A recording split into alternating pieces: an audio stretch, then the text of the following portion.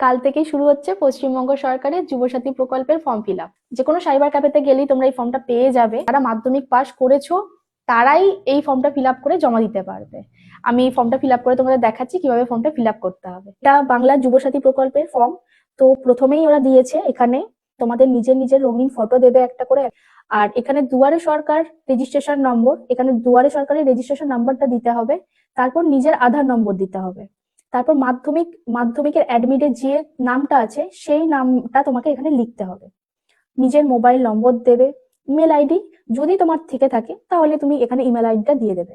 তোমার জেন্ডার কি আছে, মেল বা ফিমেল যে কোনো কিছু, তুমি এখানে সেটার উপর টিক মারবে।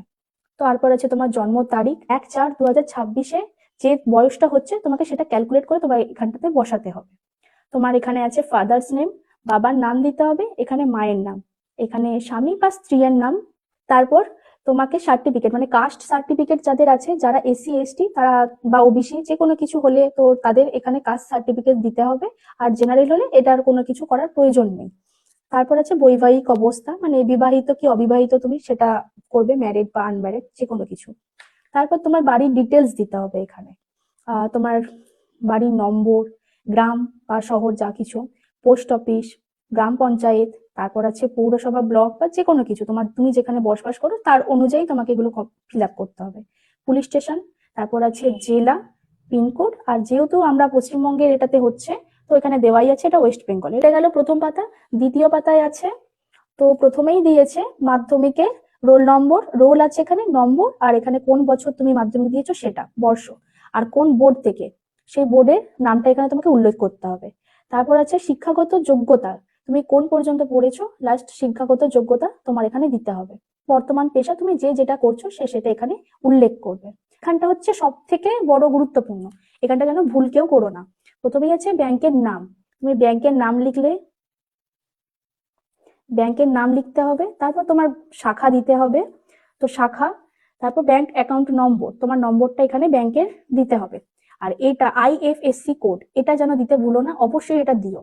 এই কোডটা ব্যাংকের বইতেই লেখা থাকে। তারপরেই আছে অন্য কোনো সরকারি সাহায্য পাও কিনা। শিক্ষাগত সুবিধা ছাড়া যদি না পেয়ে থাকো তাহলে এখানে না করবে, আর যদি পেয়ে থাকো যেমন লক্ষ্মী ভান্ডার বা কৃষক বন্ধু, তাহলে এখানে হ্যাঁ করে তোমাকে এখানে ডিটেলসটা লিখে দিতে হবে। তারপর দিয়েছে এখানে মাধ্যমিকের তোমাকে যেগুলো যে মানে জেরক্স প্রমাণপত্র হিসাবে দিতে হবে সেইগুলো আর কি। সেখানে প্রত্যেকটা জেরক্সের ওপর তোমার নিজের সই করে দেবে।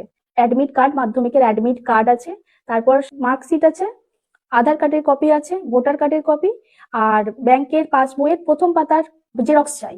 আর কারোর যদি কাস্ট সার্টিফিকেট থেকে থাকে তো সেটাও দিতে হবে।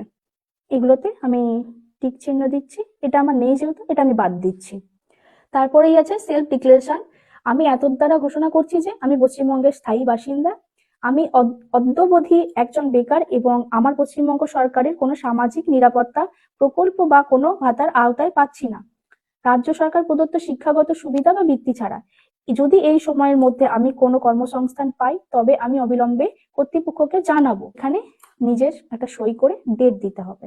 বাকি এখানে অফিসিয়ালরা সেটা জমা নিয়ে নেবে, এখানটা ওদের কাজ, আমাদের না।